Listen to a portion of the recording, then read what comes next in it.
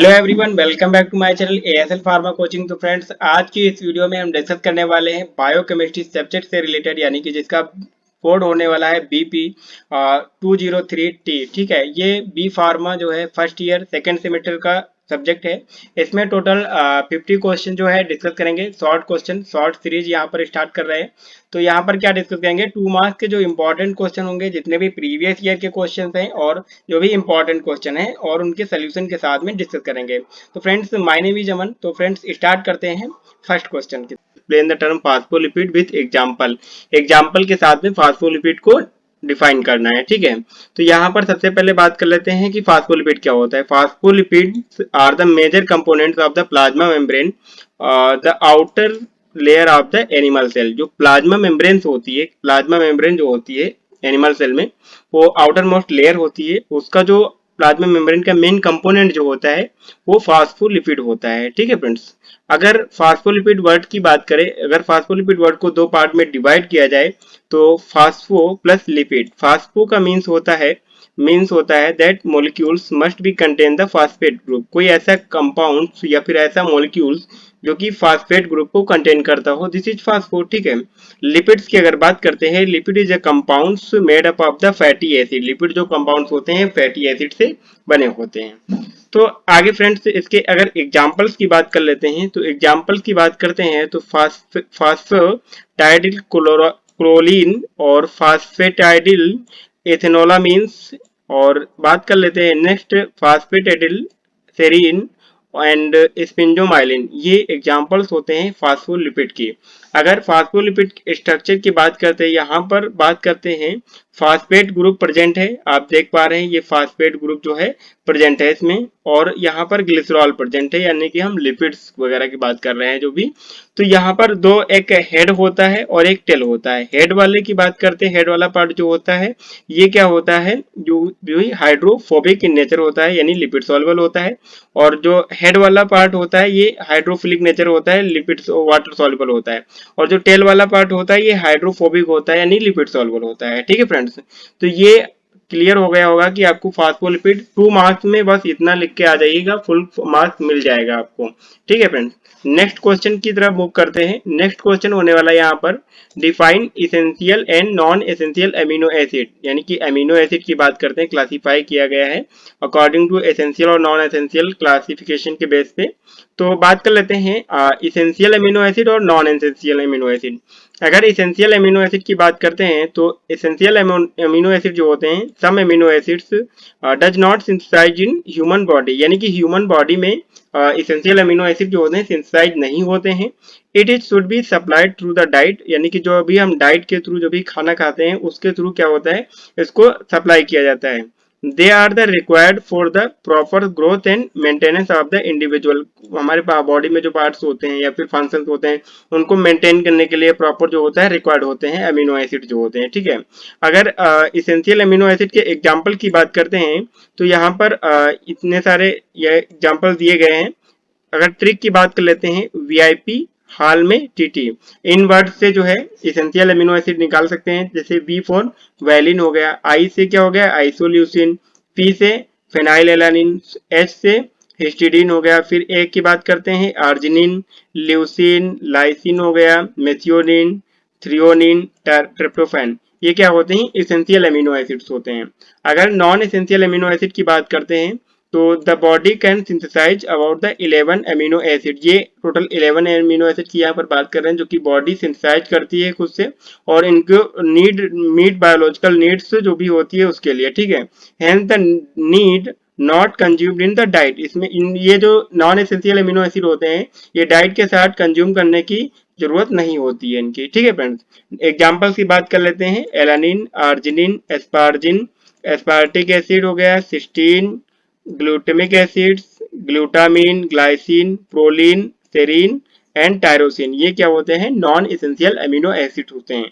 अगर main difference बात करते हैं इन एसेंशियल और नॉन एसेंशियल की, तो एसेंशियल अमीनो एसिड जो होते हैं बॉडी में जो होता है सिंथेसाइज नहीं होते हैं, डाइट के साथ इनटेक करना होता है। और नॉन एसेंशियल अमीनो एसिड जो होते हैं बॉडी में सिंथेसाइज होते हैं, इनको डाइट के में लेने की जरूरत नहीं होती है। तो आई होप आप लोगों को क्लियर होगा कि डिफरेंस बिटवीन द एसेंशियल और non essential amino acid with example. ठीक है फ्रेंड्स, नेक्स्ट बात कर लेते हैं यहाँ पर। नेक्स्ट क्वेश्चन है थर्ड क्वेश्चन की, discuss the term transamination giving example. ठीक है, ट्रांस एमिनेशन क्या होता है उसके एग्जांपल्स की बात करते हैं।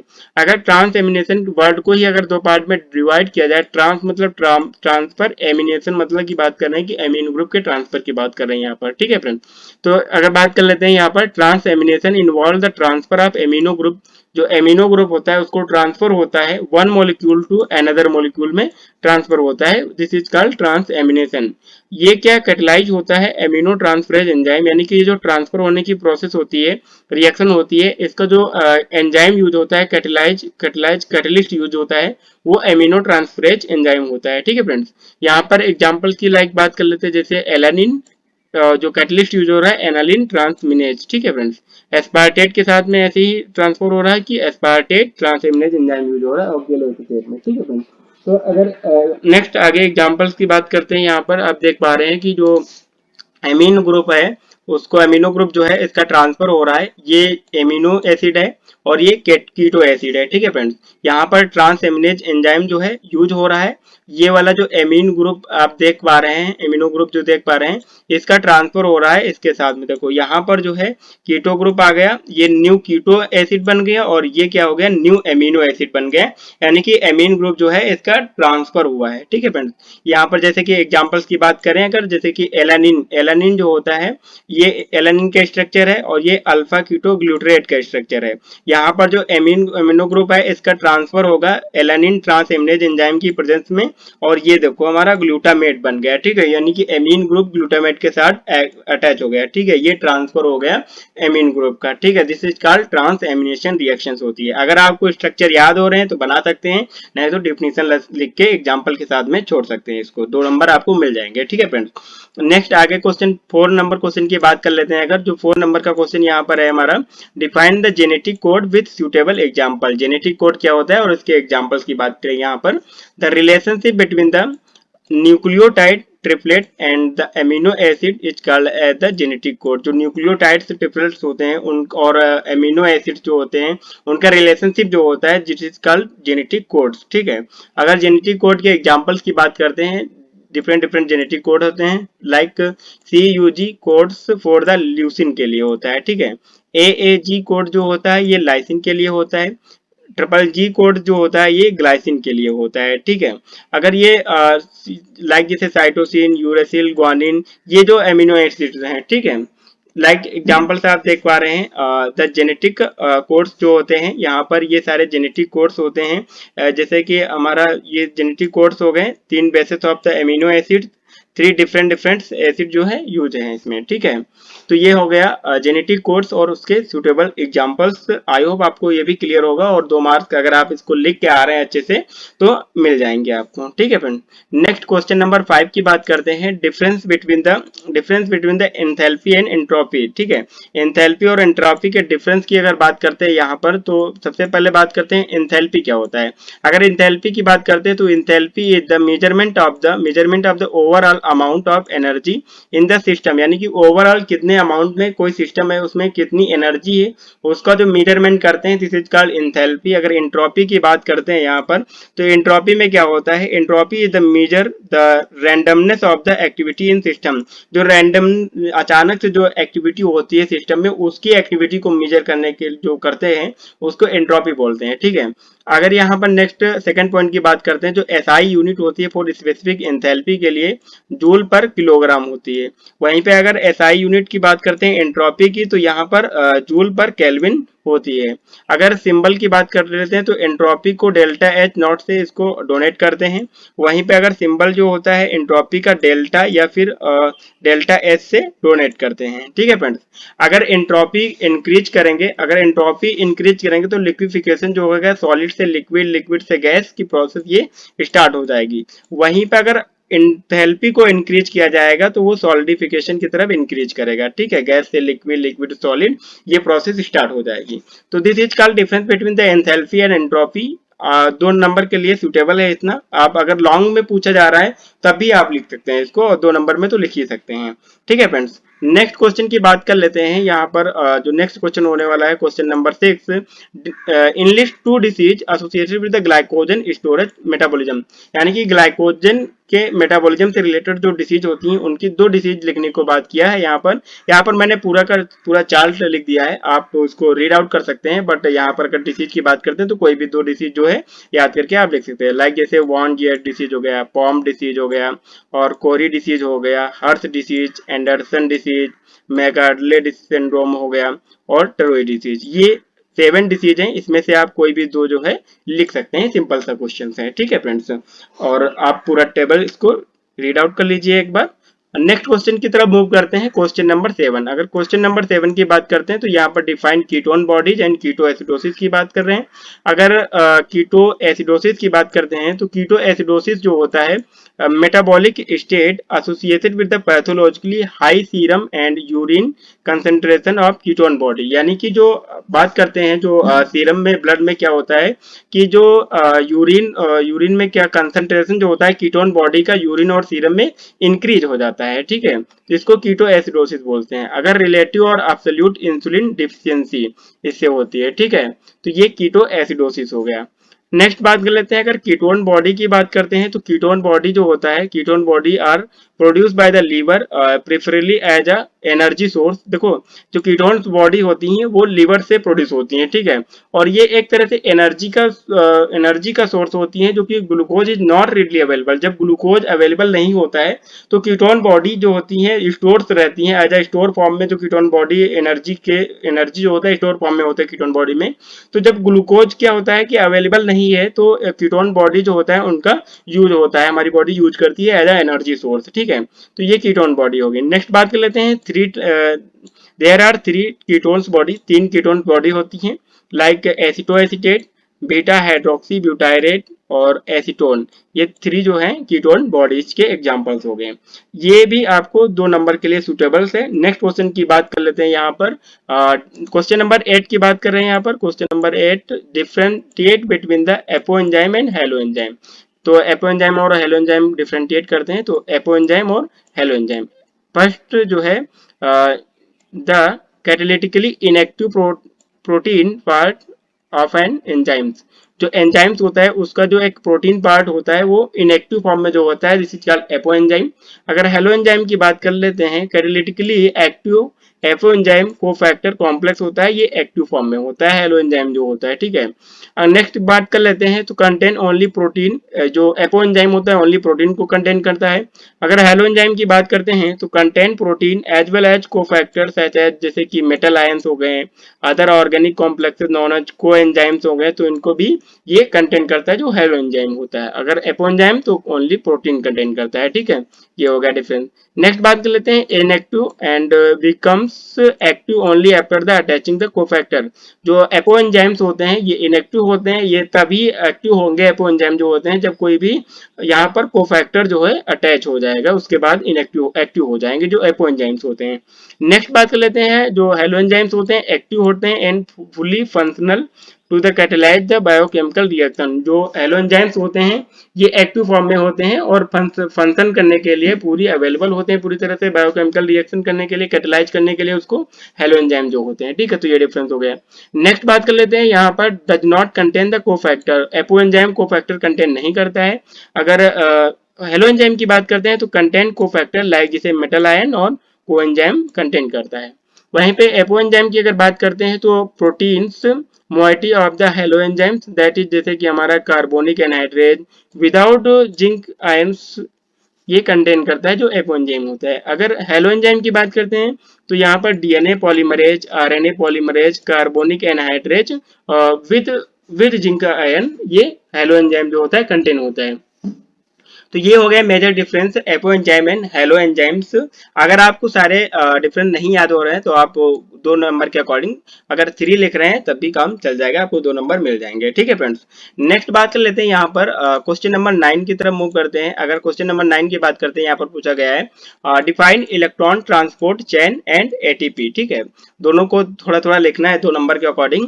अगर इलेक्ट्रॉन ट्रांसपोर्ट चेन की बात करते हैं यहाँ पर सबसे पहले, तो इसका शॉर्ट फॉर्म है ईटीसी। अगर शॉर्ट फॉर्म इसका फुल फॉर्म भी पूछा जाए कभी एग्जाम में 2 नंबर के में, अगर कोई क्वेश्चन के साथ में ईटीसी का फुल फॉर्म क्या होता है, तो इलेक्ट्रॉन ट्रांसपोर्ट चेन आप लिख सकते हैं। ठीक है, etc collection of protein bound inner mitochondrial membranes.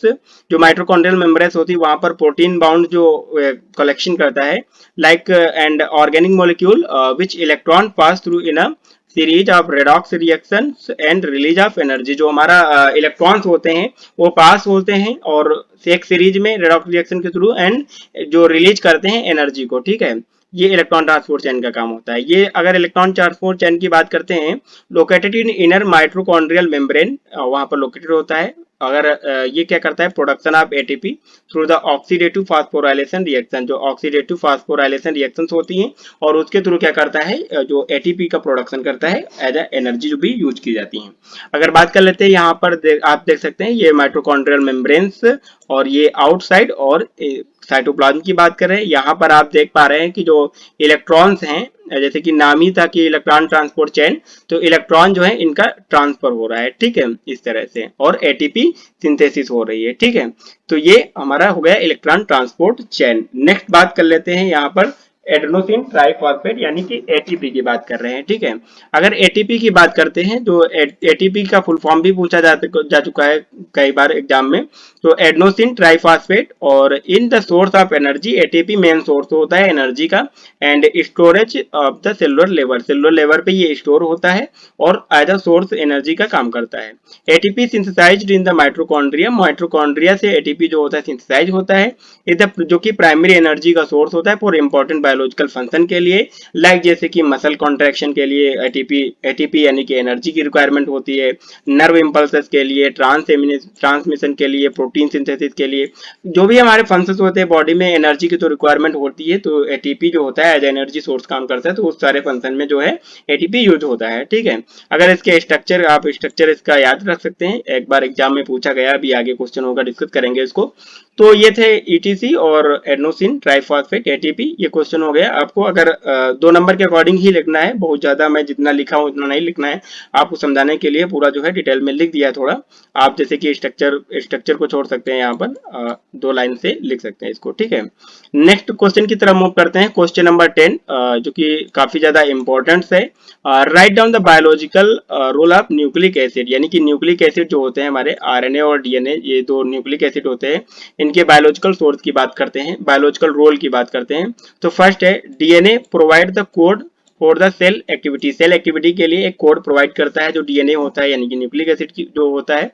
RNA convert the code into the protein carry out the cellular function, यानी कि जो डीएनए क्या होता है, एक कोड प्रोवाइड करता है एक्टिविटी के और सेल को एक्टिविटी के लिए, और आरएनए क्या करता है, वो जो कोड होता है उसको कन्वर्ट कर देता है प्रोटीन में, जो कि सेलुलर फंक्शन के लिए प्रोटीन इंपॉर्टेंट होती है। ठीक है, नेक्स्ट बात कर लेते हैं, DNA is the chemical basis hereditary. ठीक है, एक हेरिडिटी जो जेनेटिक इंफॉर्मेशन रखता है डीएनए। ठीक है, नेक्स्ट बात कर लेते हैं reserve bank of genetic information, बात कर ले जो जेनेटिक इंफॉर्मेशन होता है वो रिजर्व करके रखता है न्यूक्लिक एसिड जो होते हैं। नेक्स्ट बात कर लेते हैं responsible for the maintaining the identified different species of organism over millions of year, यानी कि बहुत सारे सालों तक क्या होता है कि रिस्पॉन्सिबल होता है एक आइडेंटिटी के लिए, डिफरेंट स्पीसीज जो ऑर्गेनिज्म जो होती हैं उनके आइडेंटिटी के लिए जो डीएनए होता है, यानी कि न्यूक्लिक एसिड की बात कर रहे हैं, वो इंपॉर्टेंट होता है, रिस्पॉन्सिबल होता है इसके लिए। ठीक है, आइडेंटिफिकेशन के लिए। Cellular function in the under the control of DNA, cellular function जो होता है कंट्रोल करता है डीएनए जो होता है। ठीक है, द बेसिक इंफॉर्मेशन पासिव होता है। और डीएनए की बात करते हैं, direct synthesis of RNA which is the turn off the direct protein synthesis, यानी कि डीएनए से जो होता है आरएनए की सिंथेसिस होता है, और आरएनए से क्या होता है, प्रोटीन की सिंथेसिस होता है, जो कि सेलुलर फंक्शन के लिए इंपॉर्टेंट होती है। नेक्स्ट बात कर लेते हैं storage and expression of the genomic information जो होता है उसको स्टोरेज करके और एक्सप्रेशन का काम करता है। तो ये थे major role of the nucleic acid in the biological systems. तो नेक्स्ट क्वेश्चन की तरफ मूव करते हैं। क्वेश्चन नंबर 11 की अगर बात करते हैं तो क्वेश्चन नंबर 11 यहाँ पर होने वाला है define the free energy. Free energy को डिफाइन करना है अकॉर्डिंग टू 2 मार्क्स यहाँ पर डिफाइन किया है मैंने। Free energy is a major करता है capacity of the system to do work, यानी कि जो वर्क हो रहा है उसकी सिस्टम की कैपेसिटी कितनी है वो मेजर करता है फ्री एनर्जी, ठीक है। नेक्स्ट बात कर लेते हैं, if it is value of the negative, जो फ्री एनर्जी की वैल्यू जो होती है नेगेटिव में होती है, the systems will have the tendency to work spontaneously as in an exothermic chemical reaction जो होती है उसकी बात करते हैं यहाँ पर। नेक्स्ट पॉइंट जो है फ्री एनर्जी की बात करते हैं, मेजर करता है किलो जूल एज पर मोल, ठीक है। अगर इसकी यूनिट की बात करते हैं फ्री एनर्जी की तो इसको किलो जूल पर मोल में मेजर करते हैं, ठीक है। Also called as Gibbs in free energy, ठीक है। जो फ्री एनर्जी होता है इसको गिब्स फ्री एनर्जी भी बोलते हैं। ये इक्वेशन के थ्रू जो है total free energy system compound की जो है सिस्टम की जो फ्री एनर्जी है निकाल सकते हैं। Delta G equal to delta H minus T delta S. अगर डेल्टा जी की बात करते हैं change in Gibbs free energy है, मतलब कितनी फ्री एनर्जी जो है चेंज हुई। डेल्टा एच की बात करते हैं चेंज इन एंथैल्पी, कितनी एंथैल्पी चेंज हुई। और टी जो होता है टेम्परेचर होता है इन केल्विन में। डेल्टा एस की बात करते हैं चेंज इन एंट्रोपी, एंट्रोपी जो चेंज हुई कितनी, उससे क्या होता है ये सारे इस फार्मूले से क्या होता है डेल्टा जी जो गिब्स फ्री एनर्जी होती है उसको हम निकाल सकते हैं सिस्टम की, ठीक है। तो ये हो गया हमारा फ्री एनर्जी, मार्क्स के अकॉर्डिंग जो है सूटेबल है इतना। नेक्स्ट क्वेश्चन की तरफ मूव करते हैं। क्वेश्चन नंबर 12 की अगर बात करते हैं तो क्वेश्चन नंबर 12 होने वाला है यहाँ पर व्हाट इज द हाइपर बायोलुमिनिमिया, ठीक है। हाइपर बायोलुमिनेमिया जो होता है ये क्या होता है, it's condition which there of the build of the bilirubin in the blood, यानी कि जो ब्लड्स होता है वहां पर क्या होता है जो बायोलुमिन का लेवल होता है वो इंक्रीज हो जाता है, ठीक है। ये क्या होता है एक तरह से हाइपर बायोलुमिनेमिया जो होता है डिसऑर्डर्स ऑफ द बायोलुमिन मेटाबॉलिज्म, यानी कि बायोलुमिन का जो मेटाबॉलिज्म होता है रुक जाता है, कम हो जाता है, जिसकी वजह से क्या होता है ब्लड में जो होता है अकुमुलेट होने लगता है, ब्लड में बायोलुमिन का लेवल बढ़ जाता है। तो ये हाइपर बायोलुमिनेमिया जैसी कंडीशन देखने को मिलती है। अगर बायोलुमिन की नॉर्मल वैल्यू की बात करते हैं तो 0.1 टू 1.2 mg पर डीएल होता है। अगर इससे ज्यादा हो जाता है तो हाइपर बायोलुमिनिया की कंडीशन जो है देखने को मिलती है। अगर हाइपर बायोलुमिनिया के अगर सिम्टम्स की बात करते हैं, अगर होने के बाद क्या क्या सिम्टम्स देखने को मिलते हैं यहाँ पर, like yellowing of the skin, yellowing of the whites of the I, dark coloured urine, इची skin और पेल स्टूल, ये सिम्टम्स आपको देखने को मिल सकते हैं हाइपर बिलिरुबिनीमिया के कंडीशन में, ठीक है। तो आपको क्लियर होगा ये भी टॉपिक्स क्वेश्चन नंबर 12। नेक्स्ट बात कर लेते हैं क्वेश्चन नंबर 13। अगर क्वेश्चन नंबर 13 की बात करते हैं तो यहाँ पर जो होने वाला है क्वेश्चन नंबर 13 ये वो भी काफी ज्यादा इंपॉर्टेंट है। डिफाइंड रेडॉक्स पोटेंशियल, ठीक है, रेडॉक्स पोटेंशियल। अगर रेडॉक्स पोटेंशियल की बात करते हैं, जो रेडॉक्स पोटेंशियल यानी कि EH यहाँ पर रेडॉक्स पोटेंशियल बात करते हैं, is the measurement of the tendency of the environment to the oxidise और रिड्यूस सब्सटेंस, यानी कि जो इन्वायरमेंट में जो सब्सटेंस है कोई ऑक्सीडाइज हो रहा है और रिड्यूस हो रहा है उसकी टेंडेंसी को जो मेजर करते हैं वो होता है हमारा रेडॉक्स पोटेंशियल, ठीक है। Also known as the oxidation reduction potential भी बोलते हैं इसको, क्योंकि यहाँ पर ऑक्सीडेशन और रिडक्शन को मेजरमेंट किया जाता है। तो ऑक्सीडेशन रिडक्शन पोटेंशियल भी समटाइम्स ऑल्सो नोन एज बोला जाता है इसको, जो रेडॉक्स पोटेंशियल होता है। अगर एसआई यूनिट की बात करते हैं रेडॉक्स पोटेंशियल की तो इसकी वोल्ट्स होती है। यहाँ पर आप देख पा रहे हैं कि अगर ऑक्सीडेशन की बात करते हैं यहाँ पर लॉस ऑफ इलेक्ट्रॉन होता है, अगर जो रिडक्शन की बात करता है गेन ऑफ इलेक्ट्रॉन्स होता है, ठीक है। तो ये आप क्लियर होगा कि डिफाइन रेडॉक्स पोटेंशियल, ठीक है। तो ये हो गया क्वेश्चन नंबर 13। नेक्स्ट मूव करते हैं क्वेश्चन नंबर 14 की तरफ। अगर क्वेश्चन नंबर 14 की बात करते हैं यहाँ पर तो what is the jaundice, jaundice की बात करें जॉइंडिस क्या होता है, ठीक है। अगर जॉइंडिस की बात करते हैं it happen when the there too much the bilirubin in the blood, वही बात है कि बायोलुमिन जो होता है उसका लेवल जो ब्लड में इंक्रीज हो जाता है, जब जॉइंडिस जैसी कंडीशन देखने को मिलती है। जॉइंडिस अगर बात करते हैं डिसीज जो होती है, jaundice is the causes of the yellowish discolouration of the skin, यानी कि जो स्किन होती है उसका येलो कलर होने लगता है, क्योंकि बायोलुमिन जो होता है पिगमेंटेशन के लिए रिस्पॉन्सिबल होता है, ठीक है। तो उसका जो पिगमेंटेशन जो होता है इंक्रीज हो जाता है, क्योंकि बायोलुमिन का लेवल जो होता है हमारी बॉडी में क्या होता है इंक्रीज हो जाता है जॉइंडिस में, ठीक है।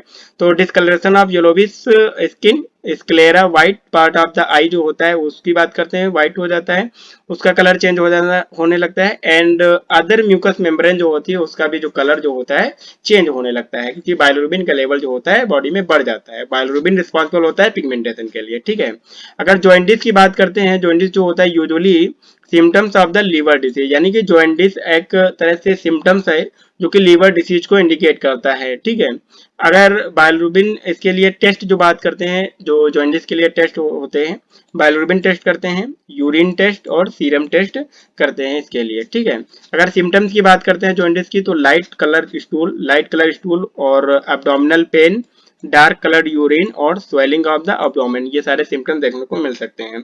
तो ये हो गया हमारा what is jaundice. Next question की तरफ मूव करते हैं, क्वेश्चन नंबर 15।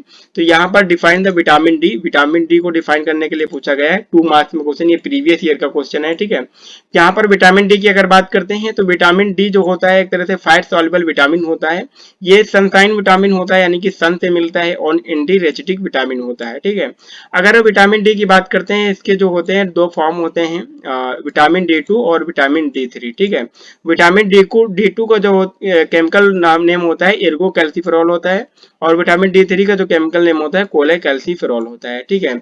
अगर विटामिन डी की फंक्शन की बात करते हैं तो ये क्या करता है, रेगुलेट करता है कैल्शियम एंड फॉस्फेट को बैलेंस करने का काम करता है। जो कैल्शियम और फॉस्फेट होता है जो कि बोन के लिए फॉर्मेशन के लिए रिस्पॉन्सिबल होता है, उसको बैलेंस करने का काम करता है विटामिन डी जो होता है।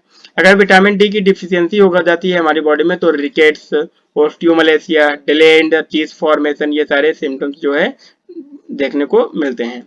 अगर इसमें बात करते हैं जो विटामिन डी का स्ट्रक्चर होता है, इसमें क्या होता है, स्ट्रोइडल रिंग जो होती है प्रेजेंट होती है स्ट्रक्चर में, ये फैट सॉल्युबल विटामिन होता है। और अगर विटामिन डी का एक्टिव फॉर्म की बात करते हैं, ये भी क्वेश्चन पूछा गया है समटाइम्स, कैल्सीट्रॉल जो होता है विटामिन डी का जो होता है एक्टिव फॉर्म होता है। तो 2 मार्क्स के अकॉर्डिंग इतना सफिशियंट है, ये क्वेश्चन नंबर 15 हो गया विटामिन डी। नेक्स्ट क्वेश्चन की बात कर लेते हैं, सम फुल फॉर्म्स यहाँ पर पूछे गए हैं, जितने भी उनका फुल फॉर्म लिखना है, वो ये भी काफी ज्यादा इंपॉर्टेंट क्वेश्चन है। NADPH हो गया, ATP, TPP, UDP, UTP and NADPH, ये सारे फुल फॉर्म पूछे गए हैं। अगर NADPH की फुल फॉर्म की बात करते हैं तो इसका फुल फॉर्म जो होता है निकोटिनामाइड्स एडेनिन डाई न्यूक्लियोटाइड्स ये और प्लस हाइड्रोजन, ठीक है, ये NADPH हो गया, ठीक है।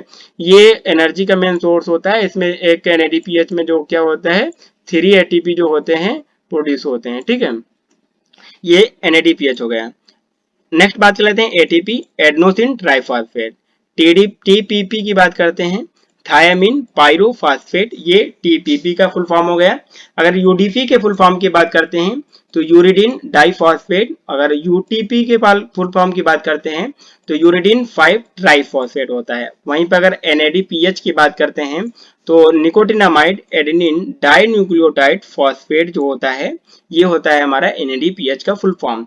तो अगर आपके सब्जेक्ट में जितने भी फुल फॉर्म है शॉर्ट फॉर्म लिखे हैं, अगर आप वहां से पर सिलेबस से देख सकते हैं, जितने भी फुल फॉर्म है उनका फुल फॉर्म सर्च कर लीजिए, फुल फॉर्म रट लीजिए, जब भी कोई भी फुल फॉर्म पूछा जाए तुरंत लिख के आइएगा, ठीक है। ये भी हमने यहाँ पर इतने सारे दिए हैं फुल फॉर्म, अगर आपके सिलेबस में जो भी हैं वो आप सर्च कर सकते हैं, ठीक है, गूगल से सर्च करके लिख सकते हैं फुल फॉर्म जितने भी हैं, ठीक है, ये काफी ज्यादा इंपॉर्टेंट है। नेक्स्ट क्वेश्चन की बात कर लेते हैं, क्वेश्चन नंबर 17 की अगर बात करते हैं डिफाइन गाउट की यहाँ पर डिफाइन करने को बोला है 2 मार्क्स के अकॉर्डिंग। अगर गाउट की बात करते हैं, gout is a form of inflammatory arthritis that result in the form excess uric acid in blood. यानी कि गाउट क्या होता है, गाउट में क्या होता है कि जो जॉइंट्स होते हैं वहां पर इन्फ्लेमेशन हो जाता है। इन्फ्लेमेशन क्यों होता है, क्योंकि यहाँ पर क्या होता है जो यूरिक एसिड के क्रिस्टल्स होते हैं वो ब्लड में जो होता है इंक्रीज हो जाते हैं, और साथ ही साथ जो जॉइंट्स होते हैं साइनोवियल जॉइंट्स वहां पर डिपॉजिट हो जाते हैं। यहाँ पर स्ट्रक्चर में आप देख पा रहे हैं, इस फिगर में आप यूरिक एसिड के क्रिस्टल्स जो हैं, ये जो जॉइंट्स है, ये जो जॉइंट्स की बात कर रहे हैं, ये जो जॉइंट्स है साइनोवियल जॉइंट्स, यहाँ पर क्या है ये क्रिस्टल जो है डिपॉजिट हो गए, ठीक है, क्रिस्टल यूरिक एसिड के, जिसकी वजह से रेडनेस, इन्फ्लामेशन, ये सारे सिम्टम्स जो है आने स्टार्ट हो जाते हैं। यहाँ पर अगर सिम्टम्स की बात करते हैं, सडन और severe attack of the pain, swelling, redness and tenderness of in joints, ये सारे सिम्टम्स देखने को मिलते हैं। तो ये हो गया हमारा गाउट्स। नेक्स्ट क्वेश्चन की तरफ मूव करते हैं, question number 18, draw the structure of ATP यानी एडेनोसिन ट्राइफॉस्फेट। ये भी प्रीवियस ईयर क्वेश्चन पूछा हुआ है, एडेनोसिन ट्राइफॉस्फेट ATP का स्ट्रक्चर बनाने को बोला है। तो यहाँ पर ये ट्राइफॉस्फेट की बात करते हैं ट्राइफॉस्फेट ग्रुप है, और यहाँ पर एक राइबोज मोलिक्यूल रहता है, साथ ही साथ बेस यानी नाइट्रोजनस बेस जो होता है, नाइट्रोजनस बेस भी रहता है। यहाँ पर नाइट्रोजनस बेस जो यूज किया गया है वो एडेनिन है, ठीक है। तो ये पूरा तीनों को मिला के क्या बनता है, एडेनोसिन ट्राइफॉस्फेट एटीपी का स्ट्रक्चर है। आप इसको रट लीजिए, ये एक बहुत ज्यादा इंपॉर्टेंट क्वेश्चन है, 2 मार्क्स में पूछा जाता है एटीपी का स्ट्रक्चर। तो फ्रेंड्स ये हो गया क्वेश्चन नंबर 18। नेक्स्ट क्वेश्चन की बात करते हैं, क्वेश्चन नंबर 19 की बात करते हैं, डिफाइन द कोलेस्ट्रॉल। कोलेस्ट्रॉल को डिफाइन करने को यहाँ पर ये भी प्रीवियस ईयर का क्वेश्चन है। तो अगर कोलेस्ट्रॉल की बात करते हैं, कोलेस्ट्रॉल जो होता है एक वैक्सी फैट लाइक सब्सटेंस होता है that found in the all cell in the your body. Body के सभी सेल्स में जो पाया जाता है cholesterol waxy fats like substance होता है। इसमें क्या होता है, स्मॉल अमाउंट में जो blood cholesterol because the body use करता है, यानी कि जो ब्लड में कोलेस्ट्रॉल होता है स्मॉल अमाउंट में जो होता है उसको बॉडी जो होता है यूज करता है। Build the structure of the cell membrane, जो सेल मेम्ब्रेन के स्ट्रक्चर को बिल्ड करने में हेल्पफुल रहता है जो कोलेस्ट्रॉल होता है। मेक हार्मोन लाइक जैसे oestrogen, testosterone and adrenal hormone को बनाने में भी ये रोल प्ले करता है जो कोलेस्ट्रॉल होता है। टाइप्स ऑफ कोलेस्ट्रॉल की अगर बात करते हैं, टाइप्स ऑफ कोलेस्ट्रॉल यहाँ पर डिफरेंट टाइप्स के कोलेस्ट्रॉल होते हैं, लाइक जैसे एलडीएल कोलेस्ट्रॉल, एचडीएल कोलेस्ट्रॉल हो गया, वीएलडीएल कोलेस्ट्रॉल हो गया। तो ये जो शॉर्ट फॉर्म लिखे हुए हैं इनका फुल फॉर्म भी पूछा जा सकता है, तो ये भी काफी ज्यादा इंपॉर्टेंट है, लाइक जैसे कि लो डेंसिटी लाइपोप्रोटीन हो गया, हाई डेंसिटी लाइपोप्रोटीन हो गया, वेरी लो डेंसिटी लाइपोप्रोटीन हो गया, एक और होता है इंटरमीडिएट लो डेंसिटी लाइपोप्रोटीन होता है, वो भी होता है, ठीक है। तो ये हो गया हमारा कोलेस्ट्रॉल और उसके एग्जांपल्स टाइप्स हो गए, और फंक्शन हमने बात कर लिया। यहाँ पर आप देख पा रहे हैं कि ये जो सेल मेम्ब्रेन है यहाँ पर फास्फोलिपिड्स बात करते हैं और कोलेस्ट्रॉल प्रेजेंट है। यहाँ पर फास्फोलिपिड के बीच में आप देख पा रहे हैं कि कोलेस्ट्रॉल जो कि सेल मेम्ब्रेन के बिल्ड होने में हेल्पफुल होता है, ठीक है। तो क्वेश्चन नंबर 19 हो गया। नेक्स्ट क्वेश्चन नंबर 20 की तरफ मूव करते हैं। यहाँ पर what are the energy rich compound, energy rich compound क्या होते हैं और उनके एग्जाम्पल्स पूछे गए हैं। अगर एनर्जी रिच कंपाउंड की बात करते हैं तो high energy compounds are also called the energy rich compound. ऐसे कंपाउंड जिसमें हाई लेवल में जो क्या होता है एनर्जी होता है उनको एनर्जी रिच कंपाउंड कहते हैं। वहीं पे अगर compounds present in the biological system में जो भी प्रेजेंट होते हैं उनको अगर हाइड्रोलाइज किया जाए तो प्रोड्यूस होती है एनर्जी, ठीक है। जो भी कंपाउंड्स हैं बायोलॉजिकल सिस्टम में उनको अगर हाइड्रोलाइज कर दिया जाए तो उससे क्या होता है कि एनर्जी प्रोड्यूस होती है, ठीक है।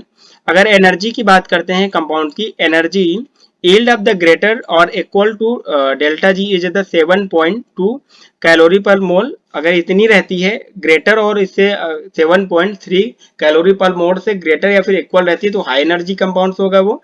वहीं पर अगर लो एनर्जी कंपाउंड्स की बात करते हैं तो energy yield less than 7.3 calorie पर मोल। अगर 7.3 कैलोरी पर मोल से कम रहता है तो वो लो एनर्जी कंपाउंड्स होगा, ठीक है। तो अगर इसके एग्जाम्पल्स की बात करते हैं तो यहाँ पर एग्जाम्पल की बात करते हैं फास्फो एनहाइड्रेट, ये एग्जाम्पल्स होता है जो हाई एनर्जी रिच कंपाउंड्स होता है, लाइक जैसे कि acyl phosphate, Inelo phosphate, guanidine phosphate, और वहीं पे थायोस्टर बॉन्ड्स की बात करते हैं। यहाँ पर क्या होता है जो बॉन्ड्स जो होते हैं जैसे ही बॉन्ड्स में ब्रेक्स होते हैं एनर्जी रिलीज होना स्टार्ट हो जाती है। तो ये होते हैं एनर्जी रिच कंपाउंड्स और ये सम इनके एग्जाम्पल्स हो गए। तो नेक्स्ट क्वेश्चन की तरफ मूव करते हैं, क्वेश्चन नंबर 21। अगर क्वेश्चन नंबर 21 की बात करते हैं यहाँ पर तो क्वेश्चन नंबर 21 है right the hormone involve in the regulation of the blood glucose level, यानी कि जो ब्लड ग्लूकोज लेवल है उसको रेगुलेट करने के लिए कौन कौन से हार्मोन्स जो होते हैं इन्वॉल्व होते हैं। तो बात कर लेते हैं इंसुलिन, ग्लूकागॉन और सोमेटोस्टेटिन, ये जो हार्मोन्स इन्वॉल्व होते हैं। लाइक जैसे अगर इंसुलिन की बात करते हैं, इंसुलिन जो होता है form in the pancreatic beta cell से फॉर्म होता है और ये क्या करता है ब्लड ग्लूकोज जो होता है लेवल को कम करने का काम करता है। वहीं पे ग्लूकागॉन की बात करते हैं तो ये पैनक्रियाटिक अल्फा सेल से फॉर्म होता है और ये क्या करता है ब्लड ग्लूकोज लेवल को इंक्रीज करने का काम करता है। वहीं पे आप इस डायग्राम से आपको क्लियर हो जाएगा पूरा, जैसे कि यहाँ पर बात कर रहे हैं ये इंसुलिन है। इंसुलिन अकेला क्या करता है, यही एक अकेला हार्मोन है जो कि ग्लूकोज के लेवल को कम करने का काम करता है, यानी कि ये हाइपोग्लाइसेमिक कंडीशन को लाता है। यानी कि हाइपोग्लाइसेमिक मतलब जो ग्लूकोज का लेवल है ब्लड में उसको कम करना, ठीक है। अगर नॉर्मल ब्लड ग्लूकोज लेवल है इसको ये कम करने का काम करता है इंसुलिन, और ये सारे जो इतने लोग जो मिलके ये हार्मोन्स हैं ये क्या करते हैं ब्लड ग्लूकोज लेवल को इंक्रीज करने का काम करते हैं, यानी कि हाइपरग्लाइसीमिया कंडीशन लाने का काम करते हैं। लाइक जैसे ग्लूकागॉन हो गया, epinephrine, cortisol, growth hormone, ACTH hormone, thyroxine hormone. तो ये हार्मोन्स क्या होते हैं, ग्लूकोज लेवल को इंक्रीज करने का काम करते हैं। इंसुलिन क्या करता है, ग्लूकोज लेवल को डिक्रीज करने का काम करता है। तो आई होप आप लोगों को ये इन्वॉल्व जितने भी हार्मोन्स इन्वॉल्व होते हैं ब्लड ग्लूकोज को रेगुलेट करने में, आपको ये डाउट क्लियर हो गया होगा पूरा क्वेश्चन, ठीक है। 2 मार्क्स के अकॉर्डिंग इतना सफिशियंट है, आप लिख सकते हैं। नेक्स्ट क्वेश्चन की तरफ मूव करते हैं, क्वेश्चन नंबर 22। अगर क्वेश्चन नंबर 22 की बात करते हैं तो यहाँ पर क्वेश्चन नंबर 22 जो है, डिफाइन ग्लाइकोजेनेसिस और ग्लाइकोजेनोलाइसिस, ठीक है। तो ये दो पाथवे हैं, इनको डिफाइन करने को सिर्फ बोला है, तो आप 2 मार्क के अकॉर्डिंग जो है डिफाइन कर सकते हैं। The formation of ग्लाइकोन from the glucose is called the glycogenesis, यानी कि यहाँ पर ग्लाइकोजेनेसिस यानी कि जेनेसिस, अगर ये वर्ड को ब्रेक करे, जेनेसिस का मतलब क्या हो गया, जनरेशन, ठीक है। और ग्लाइको का मतलब, ग्लाइकोजन का मतलब ये पार्ट जो होता है ग्लाइकोजन का फॉर्मेशन, ठीक है। यानी कि जो ग्लाइकोजन का फॉर्मेशन हो रहा है फ्रॉम ग्लूकोज से, दिस इज कॉल्ड ग्लाइकोजेनेसिस, ठीक है। ये अक्योर्स होता है साइटोसॉल्स में।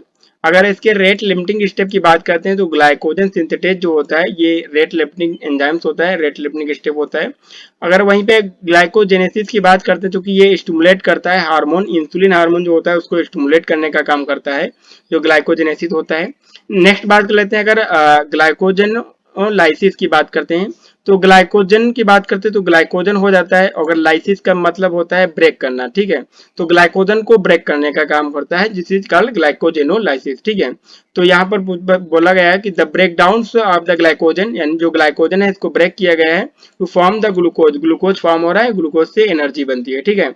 As called the glycogen metabolism, या फिर इसको हम ग्लाइकोजेनोलाइसिस बोलते हैं। ये भी अक्योर्स होती है साइटोप्लाज्म में। रेट लिमिटिंग स्टेप जो होता है इसका, रेट लिमिटिंग फास्फोराइलेज, ये रेट लिमिटिंग स्टेप होता है इसका ग्लाइकोजेनोलिसिस। तो आई होप आप लोगों को ग्लाइकोजेनेसिस और ग्लाइकोजेनोलिसिस क्लियर होगा। 2 मार्क्स के अकॉर्डिंग इतना लिख सकते हैं आप। नेक्स्ट क्वेश्चन की बात करते हैं, अगर what is the allosteric site, ठीक है। तो क्वेश्चन नंबर 23 जो है एलोस्टेरिक इनहिबिशन की बात कर रहे हैं यहाँ पर। अगर एलोस्टेरिक इनहिबिशन की बात करते हैं तो allosteric inhibition in which of the molecules stop the activity of the enzymes by entering the secondary site, यानी कि जो एलोस्टेरिक साइट्स होती है वो सेकेंडरी साइट्स होती है और ये एंजाइम की एक्टिविटी को जो होता है स्टॉप करने का काम करता है, ठीक है।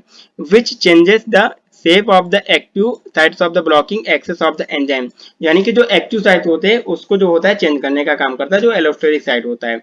यहाँ पर आप जो डायग्राम बना है इसको आप देख सकते हैं यहाँ पर, जैसे कि कम्पिटिटिव इनहिबिटर और नॉन कम्पिटिटिव इनहिबिटर, दो टाइप से इसको बताया गया है यहाँ पर, कम्पिटिटिव नॉन कम्पिटिटिव।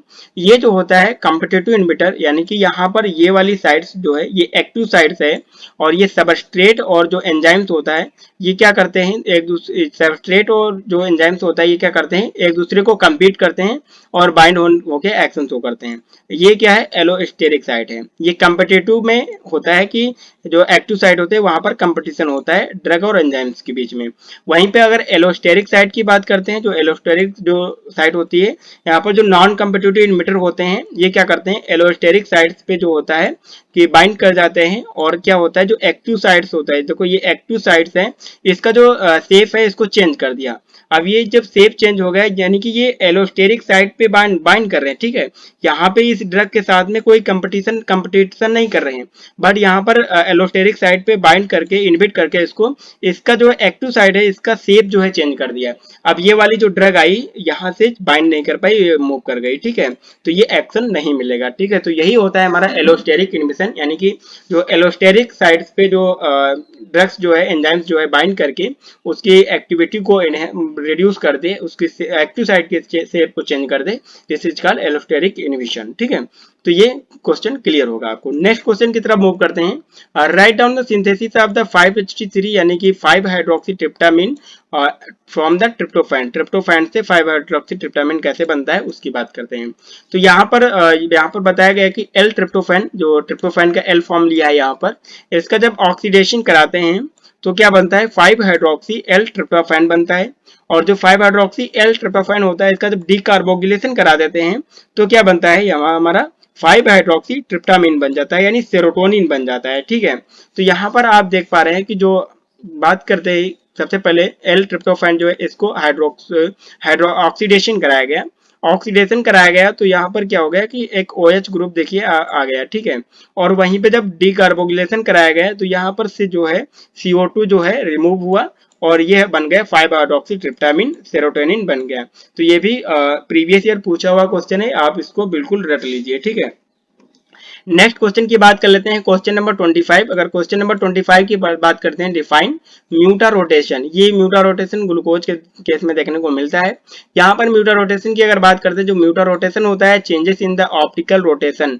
जो कंपाउंड्स होता है उसका ऑप्टिकल एक्टिविटी जो होता है, ऑप्टिकल रोटेशन जो होता है, वहां पर चेंजेस हो जाते हैं, like this solution due to the changes of the equilibrium between the alpha and beta form of anomers. जो एनोमर्स होते हैं, एनोमेरिक कंपाउंड्स होते हैं ग्लूकोज के, उसमें क्या होता है कि अल्फा और बीटा फॉर्म में चेंज हो जाते हैं, रोटेशन चेंज हो जाता है, optical rotation, like dissolution in the aqueous. और ये प्रोसेस कब होती है, जब एक्वस में इसको डिजोल्व किया जाता है। वहीं पे अगर बात करते हैं शुगर शो द म्यूटा रोटेशन, कौन कौन से शुगर जो है म्यूटा रोटेशन शो करते हैं, लाइक ग्लूकोज, माल्टोज, फ्रक्टोज और गैलेक्टोज हो गया। यहाँ पर आप एग्जांपल देख पा रहे हैं, ये वाला जो है एसाइक्लिक एल्डिहाइड है, यहाँ पर म्यूटा रोटेशन हुआ है, आप देख पा रहे हैं अल्फा डी ग्लूकोज हो ये, और ये क्या है, बीटा डी ग्लूकोज है, ठीक है। यहाँ पर ये वाला जो हाइड्रोक्सिल ग्रुप है ये ऊपर की साइड में है, यानी कि ये अल्फा है, और वहीं पे ये म्यूटा रोटेशन होकर ये नीचे के साइड में आ गया, तो ये अल्फा ग्लूकोज डी ग्लूकोज बन गया। तो ये होता है म्यूटा रोटेशन, विच एग्जाम्पल के साथ आप 2 मार्क्स में लिखेंगे, बिल्कुल अच्छे से मिल जाएंगे 2 मार्क्स आपको। नेक्स्ट क्वेश्चन की तरफ मूव करते हैं, क्वेश्चन नंबर 36 क्वेश्चन, ये क्वेश्चन है फास्फोराइलेसिस, ठीक है। फास्फोरोलिसिस की अगर बात करते हैं तो यहाँ पर फास्फोरोलिसिस की बात करते हैं तो it is the cleavage of the compound, compound का क्लीवेज होता है, in which inorganic phosphate is the attacking group it is the analogs of the hydrolysis. यानी कि हाइड्रोलिसिस की तरह यहाँ पर जो हाइड्रोलिसिस की तरह एक फास्फोरोलिसिस रिएक्शन होती है, यहाँ पर क्या होता है कि फॉस्फेट ग्रुप जो होता है यूज किया जाता है एज अटैकिंग एजेंट और बॉन्ड को ब्रेक करता है, ठीक है। तो यहाँ पर जैसे कि हमारा बात करते हैं, ये ग्लाइकोजन है, ग्लाइकोजन का स्ट्रक्चर है और ये बॉन्ड्स हैं, ठीक है। यहाँ पर ग्लाइकोजन फास्फोराइलेस रिएक्शन एंजाइम यूज हुआ है, जो फास्फेट ग्रुप है एज अटैकिंग रिएजेंट यूज किया गया है, और ये अटैक करता है, अटैक करके ये जाके बाइंड हो जाता है खुद, और ये क्या करता है 2 पार्ट में ब्रेक कर देता है, ठीक है। ये ग्लाइकोजन हो गया, ये अल्फा डी ग्लूकोज 1 फॉस्फेट हो गया, यानी कि 1 पोजीशन पे फॉस्फेट ग्रुप अटैच हो गया। तो ये क्लीवेज ऑफ द कंपाउंड, यानी कि फास्फोरोलिसिस के मतलब होता है क्लीवेज ऑफ कंपाउंड, कंपाउंड का क्लीवेज करता है, ये आप रिएक्शन इस तरह से लिख सकते हैं। देखिए एग्जाम्पल बहुत ज्यादा इंपॉर्टेंट होता है, जैसे ही एग्जामिनर जो होता है काफी चेक करता है, एग्जाम्पल देखता है आपको तुरंत मार्क दे देता है, ठीक है। तो नेक्स्ट क्वेश्चन की बात करते हैं, यहाँ पर 27 यानी कि 27 क्वेश्चन की बात करते हैं, how many ATP are produced in glycolysis and TCA cycle. यानी कि जो हमारा ग्लाइकोलिसिस एएमपी पाथवे होता है और ट्राइसाइक्लिक एसिड पाथवे जो होता है, यानी कि टीसीए साइकिल जो होता है, उसमें कितने एटीपी प्रोड्यूस होते हैं। अगर टीसीए साइकिल की बात करते हैं, यहाँ पर टोटल एटीपी जो होते हैं 15 एटीपी टोटल प्रोड्यूस होते हैं। यहाँ पर क्या होता है कि 2 मोलिक्यूल आप पायरुवेट के 2 मोलिक्यूल यूज करते हैं, तो ये प्रोसेस 2 बार चलती है, तो 15 × 2 क्या हो गया, 30 एटीपी प्रोड्यूस हुई, जो हमारा टीसीए साइकिल है, ठीक है। अगर ग्लाइकोलिसिस पाथवे की बात करते हैं, जो ग्लाइकोलिसिस पाथवे होता है, इसमें क्या होता है, टोटल 8 एटीपी जो होती है फॉर्म होती हैं। अगर दोनों प्रोसेस को मिला दिया जाए, ग्लाइकोलिसिस और टीसीए, तो टोटल ओवरऑल क्या होता है, 30 एटीपी जो होता है यहाँ पर प्रोड्यूस होती हैं, ठीक है। तो ये भी आपको क्लियर होगा, 2 मार्क्स के अकॉर्डिंग इतना सफिशियंट है, आप लिख सकते हैं। नेक्स्ट क्वेश्चन की तरफ मूव करते हैं, नेक्स्ट क्वेश्चन की बात करते हैं, यहाँ पर question number 28, briefly describe the hypercholesterolemia. Hypercholesterolemia की अगर बात करते हैं, is word of the high level of cholesterol in the blood. जब ब्लड में कोलेस्ट्रॉल का लेवल हाई हो जाता है, यही होता है प्रोसेस जो होती है हाइपर कोलेस्ट्रोलेमिया होती है। अगर यहाँ पर क्या होता है, some peoples have the inherited syndrome, यानी कि जन्म से उनमें दिक्कत होती है, तभी ये कंडीशन देखने को मिल सकती है। Which cause of the every high level of the cholesterol. अगर आप हाई कोलेस्ट्रॉल लेवल वाले जो प्रोडक्ट हैं लगातार इनटेक कर रहे हैं, लगातार खा रहे हैं अपने डाइट में, तो आपको हाइपर कोलेस्ट्रोलोमिया जैसी कंडीशन देखने को मिल सकती है, ठीक है। Untreated high cholesterol rise of the risk of the heart, अगर हाई कोलेस्ट्रॉल लेवल को अगर ट्रीट नहीं किया गया तो आपको रिस्क हो सकता है हार्ट डिसीज और कार्डियोवैस्कुलर प्रॉब्लम जो होती हैं उनसे रिलेटेड जो प्रॉब्लम देखने को मिल सकती हैं। यहाँ पर ये जो डायग्राम है यहाँ पर बताया है हाई ब्लड कोलेस्ट्रॉल लेवल, जब कोलेस्ट्रॉल ये ब्लड वेसल्स है, कोई ब्लड वेसल्स है, यहाँ पर ये जो येलो कलर का है ये कोलेस्ट्रॉल जो है डिपॉजिट हो गया, जिसकी वजह से क्या हो गया है जो हमारी वेसल्स है ये नैरो हो गई है, वेसल्स नैरो हो गई तो ब्लड का फ्लो जो है प्रॉपर नहीं हो सकता है। तो इससे क्या हो सकता है heart attack, heart cardiovascular problems जो होती है, स्ट्रोक जैसी कंडीशन, आर्टरी ब्लॉक्स हो सकती है, ब्लड सप्लाई नहीं हो सकती है। तो ये सारे सिम्टम्स देखने को मिल सकते हैं अगर कोलेस्ट्रॉल लेवल को ट्रीट नहीं किया गया। तो ये आई होप आपको क्लियर होगा हाइपर कोलेस्ट्रोलेमिया। तो नेक्स्ट क्वेश्चन की तरफ मूव करते हैं, क्वेश्चन नंबर 29। अगर क्वेश्चन नंबर 29 की बात करते हैं यहाँ पर जो क्वेश्चन नंबर 29 होने वाला है, right the short note on the nucleic acid. Nucleic acid की शॉर्ट नोट की बात करें यहाँ पर तो न्यूक्लिक एसिड जो होता है यानी कि transmitter of the genetic information, main neuro transmitter होता है जेनेटिक इंफॉर्मेशन के लिए जो न्यूक्लिक एसिड होता है। They are the biopolymer made up of the monomers of nucleotide. ये क्या होता है कि जो न्यूक्लियोटाइड्स होते हैं, न्यूक्लियोटाइड्स एक दूसरे में न्यूक्लियोटाइड जो होते हैं अटैच होके क्या बनाते हैं न्यूक्लिक एसिड बना लेते हैं, ठीक है। ये बायो जो क्या होता है बायोपॉलीमर होते हैं, ठीक है, मतलब कि लॉन्ग चेन टाइम में होते हैं, ठीक है। Due to the negative charge of the important, यानी कि इसमें क्या होता है निगेटिव चार्ज होता है phosphate nucleic acid anionic in nature, इसलिए जो न्यूक्लिक एसिड होते हैं एनायनिक इन नेचर होते हैं। अगर न्यूक्लिक एसिड के एग्जांपल्स की बात करते हैं तो आरएनए और डीएनए ये इसके एग्जांपल्स हो गए। अगर फंक्शन की बात करते हैं जो न्यूक्लिक एसिड होता है उसका फंक्शन क्या रहता है तो transcription, cellular metabolism, DNA fingerprinting में हेल्पफुल रहता है, जीन थेरेपी में, साथ ही साथ म्यूटेशन जैसे कि बात करते हैं कि जो हमारा change of the occurs in the DNA sequence change करने में जो म्यूटेशन करने में हेल्पफुल रहता है जो न्यूक्लिक एसिड होता है। ये स्ट्रक्चर्स जो होता है न्यूक्लियोटाइड्स प्रेजेंट होता है जो कि एक दूसरे में मिलके न्यूक्लिक एसिड का फॉर्मेशन करते हैं। तो ये हो गया short note on nucleic acid. Next question की तरफ मूव करते हैं, क्वेश्चन नंबर 30। यहाँ पर जो क्वेश्चन नंबर 30 होने वाला है जो नाइट्रोजनस बेस होते हैं जो कि डीएनए न्यूक्लिक एसिड के स्ट्रक्चर में जो होता है यूज किए जाते हैं। तो यहाँ पर दो टाइप्स के जो नाइट्रोजनस बेस होते हैं, पहला जो है प्यूरिन नाइट्रोजनस बेस, दूसरा जो है पायरिमिडिन नाइट्रोजनस बेस। प्यूरिन की अगर बात करते हैं प्यूरिन में दो कंपाउंड्स आते हैं लाइक एडेनिन और ग्वानिन आते हैं, ठीक है। इनके स्ट्रक्चर आप लिख सकते हैं, स्ट्रक्चर काफी ज्यादा इंपॉर्टेंट है, 2 मार्क्स में पूछे जाते हैं। नेक्स्ट बात करते हैं जो पायरिमिडिन के जो एग्जाम्पल्स होते हैं लाइक जैसे थायमीन हो गया, साइटोसिन हो गया, यूरेसिल हो गया, ये होते हैं थायमीन पायरिमिडिन जो होते हैं ये नाइट्रोजनस बेस होते हैं, ठीक है। तो हमने बात किया दो टाइप्स के होते हैं प्यूरिन और पायरिमिडिन, इनके स्ट्रक्चर आप लिख सकते हैं, याद रख सकते हैं, बना के आप प्रैक्टिस करिए स्ट्रक्चर और एग्जाम में लिख के आइए, ठीक है। नेक्स्ट क्वेश्चन की तरफ मूव करते हैं, क्वेश्चन नंबर 31। अगर क्वेश्चन नंबर 31 की बात करते हैं यहाँ पर जो what is the active centre, active centre क्या होता है। अगर एक्टिव सेंटर की बात करते हैं तो an active centres is the small regions of the protein which is the responsible for the distinct function. जो एक्टिव सेंटर होता है ये क्या होता है एक स्मॉल प्रोटीन होता है, एंजाइम्स होता है जो कि रिस्पॉन्सिबल होता है फंक्शन करने के लिए। Also called the active site, इसको एक्टिव साइट भी बोलते हैं, ठीक है। यहाँ पर आप जो स्ट्रक्चर है इसको देख सकते हैं कि ये एक्टिव साइट, ये एक्टिव साइट है, ठीक है, ये एक्टिव साइट हो गई और ये एंजाइम है। एंजाइम में क्या होती है एक्टिव साइट प्रेजेंट होती है, वहां पे क्या होता है जो सबस्ट्रेट यानी कि जो ड्रग होती है वो आके बाइंड करती है और अपना एक्शन देती है। जो एक्टिव साइट होती है इसी को हम बोलते हैं एक्टिव सेंटर, ठीक है। तो ये हो गया एक्टिव सेंटर। नेक्स्ट क्वेश्चन की तरफ बात करते हैं, क्वेश्चन नंबर 32 जो कि डिफाइन बायोमोलिक्यूल्स। यहाँ पर बायोमोलिक्यूल को डिफाइन करने की बात बोला है 2 नंबर में। Biomolecules is the chemical compounds found in the living organism. Biomolecule क्या होते हैं एक तरह से केमिकल मॉलिक्यूल्स होते हैं जो कि लिविंग ऑर्गेनिज्म जो होते हैं वहां पर प्रेजेंट होते हैं, पाए जाते हैं। बायोमोलिक्यूल इंक्लूड लार्ज माइक्रोमोलिक्यूल सच है, जैसे कि यहाँ पर बायोमोलिक्यूल एग्जांपल्स की बात कर रहे हैं यहाँ पर, लाइक जैसे कि लार्ज मोलिकुलर मॉलिक्यूल से होते हैं, प्रोटीन हो गया, ये कार्बोहाइड्रेट हो गया, लिपिड्स हो गया, न्यूक्लिक एसिड हो गया, as well as small molecule जैसे कि विटामिन, हार्मोन, ये भी क्या होते हैं एज ए बायोमोलिक्यूल्स यूज होते हैं लिविंग ऑर्गेनिज्म में, ठीक है, जो कि पाए जाते हैं। यहाँ पर बात करते हैं lipid, nucleic acid, carbohydrate, protein, ये जो और बायोमोलिक्यूल क्या होते हैं ये फंक्शन के लिए भी इंपॉर्टेंट होते हैं सेल्स के लिए, ठीक है। तो ये हो गया बायोमोलिक्यूल्स। नेक्स्ट क्वेश्चन की बात करते हैं, क्वेश्चन नंबर 33।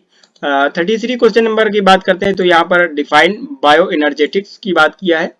तो अगर बायो एनर्जेटिक्स की बात करते हैं तो बायो एनर्जेटिक्स जो होता है is the part of the biochemistry concern with the energy involve in the making the breaking of the chemical bond. देखो बायो एनर्जेटिक्स जो होता है ये बायोकेमिस्ट्री में इसको कंसर्न किया गया है कि ये इन्वॉल्वमेंट होता है, जो भी कंपाउंड्स होते हैं, जो केमिकल बॉन्ड्स होते हैं उसमें ब्रेकिंग होते हैं, जो बनते हैं उसमें ये इन्वॉल्व होता है bio energetics. In molecules found in the biological organism में फाउंड होता है। It can also define as the study of the energy relationship and energy transformation and transduction living organism. ठीक है, ये सारे काम जो करता है बायो एनर्जेटिक्स करता है। 2 मार्क्स के अकॉर्डिंग आप 2 पॉइंट लिख दीजिए, 2 नंबर आपको मिल जाएंगे। नेक्स्ट क्वेश्चन की तरफ मूव करते हैं। नेक्स्ट क्वेश्चन जो यहाँ पर होने वाला है, नेक्स्ट क्वेश्चन जो है define hyper uricaemia and gout disease. Hyper uricaemia और गाउट डिसीज क्या होता है?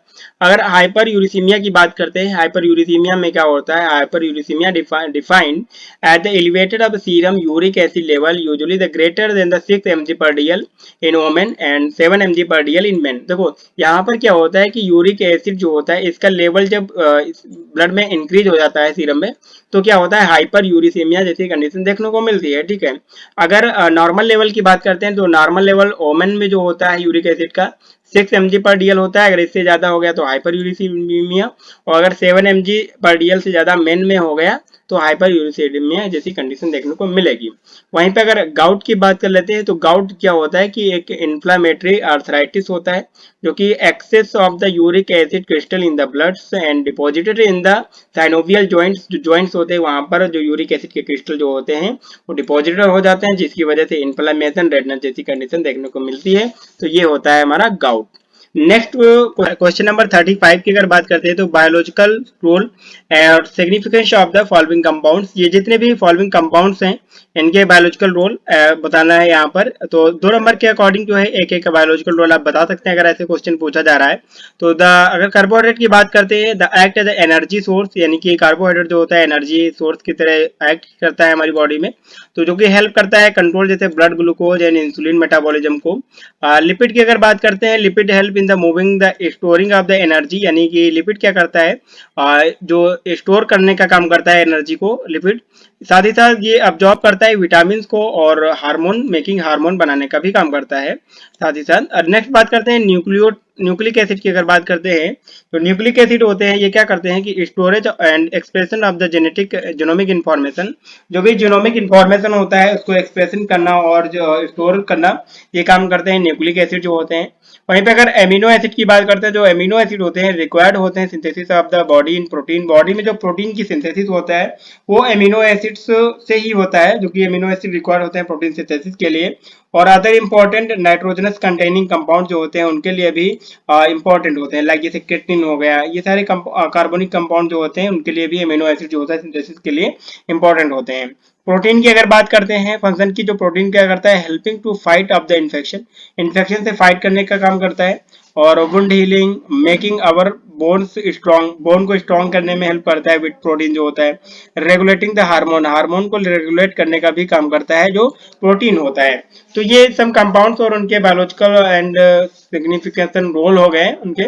नेक्स्ट क्वेश्चन की तरफ मूव करते हैं, क्वेश्चन नंबर 36। अगर क्वेश्चन नंबर 36 की बात करते हैं तो यहाँ पर क्वेश्चन नंबर 36 जो है डिफरेंस बिटवीन द इंडरगोनिक और एक्सरगोनिक रिएक्शन। जो इंडरगोनिक रिएक्शन और एक्सरगोनिक रिएक्शन में डिफरेंस बताना है, तो यहाँ पर बात कर लेते हैं जो कंडीशंस हैं, कंडीशंस और एक्सरगोनिक और इंडरगोनिक रिएक्शन। अगर बात कर लेते हैं condition what happen to energy. अगर एनर्जी की बात करते हैं तो एक्सरगोनिक रिएक्शन होती है वो रिलीज करती है, ठीक है, और इंडरगोनिक जो होती है वो एब्जॉर्ब करती है, ठीक है। अगर यहाँ पर वर्ड की बात करते हैं ई एक्स, यानी कि 100 मतलब बाहर रिलीज कर रही है, और ई एन इंटर यानी कि अंदर की तरफ अब्जॉर्ब करने का काम कर रही है, ठीक है। तो ये हो गया। अगर डेल्टा जी की बात करते हैं यानी कि फ्री एनर्जी की बात करते हैं, तो डेल्टा जी जो होता है गिब्स एनर्जी जो होती है नेगेटिव होती है इसमें एक्सरगोनिक में, और इंटरगोनिक में क्या होता है? पॉजिटिव होती है। नेक्स्ट बात कर लेते हैं, अगर एनर्जी ऑफ द रिएक्टेंट की एनर्जी जो होती है हाई देन प्रोडक्ट से ज्यादा होती है एक्सरगोनिक रिएक्शन की एनर्जी, और इंडरगोनिक रिएक्शन की अगर एनर्जी की बात करते हैं तो ये प्रोडक्ट से कम होती है, लोअर देन प्रोडक्ट होती है, ठीक है। नेक्स्ट बात कर लेते हैं इनपुट एनर्जी। अगर इनपुट एनर्जी की बात करते हैं तो एक्सर्गोनिक में क्या होता है, इनपुट एनर्जी रिक्वायर्ड नहीं होती है, और इंटरगोनिक में क्या होता है, इनपुट एनर्जी रिक्वायर्ड होती है। नेक्स्ट अगर स्पॉन्टेनियसली बात कर ले तो ये जो एक्सर्गोनिक रिएक्शन होती है स्पॉन्टेनियस फेवरेबल होती है, और इंटरगोनिक जो होती है अनस्पॉन्टेनियस अनफेवरेबल होती है।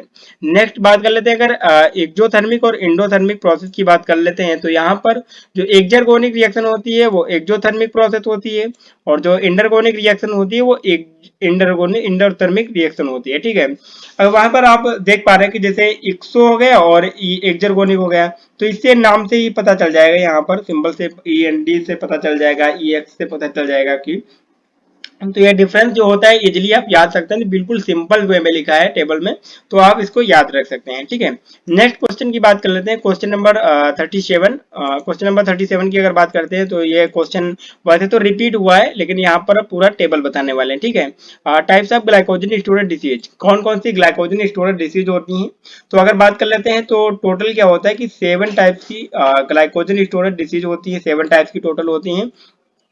और बात करेंगे एंजाइम्स जो अफेक्ट करते हैं डिसीज को, और साथ ही साथ जो ऑर्गेनिज्म की बात करते हैं, जो ऑर्गेनल्स की बात करते हैं जहाँ भी इन्वॉल्व होती हैं।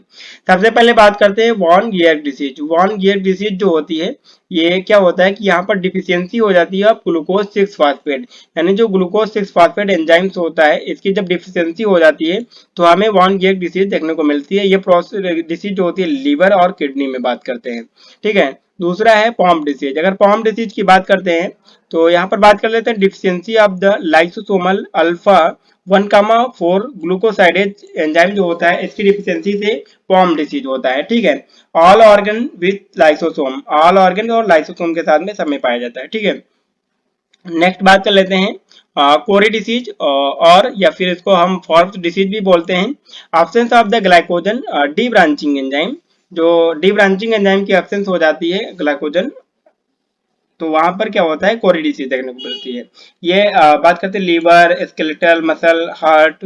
ठीक है, नेक्स्ट बात कर लेते हैं हार्ट डिसीज जो होती है, ये deficiency of the liver glycogen phosphorylase. ठीक है, इसमें जब डिफिशियंसी हो जाती है तो ये लीवर में होती है, ये हमें डिसीज हो जाती है। एंडरसन डिसीज की बात करते हैं तो absence of the branching enzyme, जो ब्रांचिंग एंजाइम्स होते हैं वहां पर जब एब्सेंस हो जाते हैं तो ये एंडरसन डिसीज होती है, और ये लीवर से रिलेटेड है। ठीक है, मैकार्ले डिसीज जो होती है, ये मैकार्ले सिंड्रोम या डिसीज इसकी बात करते हैं, जो absence of the muscle glycogen phosphorylase enzyme की जब डिफिशियंसी हो जाती है, जब ये एब्सेंस होता है तब ये डिसीज होती है। साथ ही साथ इसकी बात करते हैं ऑर्गेनल्स की, तो स्केलेटल मसल। फिर बात करते हैं टरोइड डिसीज जो होती है, ये इसमें क्या होता है deficiency of the phosphofructokinase in muscle and erythrocytes, ये मसल एंड आरबीसी की बात करते हैं यहाँ पर। तो ये थी types of glycogen storage disease, और कौन से एंजाइम से अफेक्टेड होती है, कौन से पार्ट में होती है उसकी बात करते हैं। यहाँ पर अगर लॉन्ग क्वेश्चन में जो पूछा जाएगा, ये क्वेश्चन अगर पूछा जा रहा है तो आप पूरी टेबल इसको लिख सकते हैं ऐसे ग्लाइकोजन स्टोरेज डिसीज को। ठीक है, अगर शॉर्ट में पूछा जा रहा है तो शॉर्ट में हो सकता है कि कुछ ऐसे डिसीज के नाम पूछ ले, या फिर कोई 2 डिसीज के नाम और उनके एंजाइम्स जो अफेक्ट हो रहे हैं उसके पूछ ले। तो ये पूरा टेबल जो है काफी ज्यादा इंपॉर्टेंट है, इसमें 2-3 क्वेश्चन बन सकते हैं, बहुत सारे क्वेश्चन शॉर्ट क्वेश्चन बन सकते हैं इससे रिलेटेड, कहीं से भी क्वेश्चन उठा के पूछ सकता है टेबल से। ठीक है, तो ये क्वेश्चन नंबर 37। नेक्स्ट क्वेश्चन की बात करते हैं, क्वेश्चन नंबर 38। अगर क्वेश्चन नंबर 38 की बात करते हैं तो जो 38 क्वेश्चन नंबर होने वाला है डिफाइन डायबिटीज मेलाइटिस एंड उसके टाइप्स। डायबिटीज मेलाइटिस क्या होता है और उसके टाइप्स की बात करते हैं। तो डायबिटीज मेलाइटिस होता है मेटाबॉलिक डिसीज होता है ये, और इन्वॉल्विंग इन द इनप्रॉपरली जो होता है evaluated the blood glucose level, यानी कि जो इनप्रॉपरली क्या होता है कि जो ब्लड में ग्लूकोज का लेवल होता है इंक्रीज हो जाता है। ऐसा क्यों होता है? ऐसा इसलिए होता है कि जो प्रॉपर इंसुलिन होता है हमारी बॉडी में जो नहीं बन पाता है, या फिर इंसुलिन का रेजिस्टेंस हो जाता है, तब हमें देखने को मिलता है ये कंडीशन। अगर 2 टाइप्स का होता है ये डायबिटीज मेलाइटिस, टाइप फर्स्ट और टाइप सेकेंड। टाइप फर्स्ट जो होता है इंसुलिन डिपेंडेंट डायबिटीज मेलाइटिस होता है, यानी कि यहाँ पर इंसुलिन जो होता है रिलीज नहीं होता है, ये मोस्टली चाइल्ड में देखने को मिलता है। नेक्स्ट क्वेश्चन बात करते हैं तो टाइप सेकेंड डायबिटीज मेलाइटिस होता है non insulin dependent diabetes mellitus, यानी कि ये इंसुलिन के रिलीज पे डिपेंड ही नहीं कर रहा है। इंसुलिन तो रिलीज होता है बट इसमें क्या होता है कि जो रेजिस्टेंस हो जाता है, हमारी बॉडी में जो सेल्स होती हैं वो प्रॉपरली यूज नहीं कर पाती इंसुलिन का। तो यहाँ पर डिफरेंस बताया हमने कि टाइप फर्स्ट यानी कि डायबिटीज मेलाइटस और टाइप सेकंड डायबिटीज मेलाइटस जो है, आप इसको यहाँ से देख सकते हैं। जो टाइप फर्स्ट वाली होती है, from the body failure to the produce insulin, इसमें क्या होता है, बॉडी से जो पैनक्रियाटिक बीटा सेल होती है वहां से क्या होता है कि इंसुलिन रिलीज नहीं होता है, ठीक है।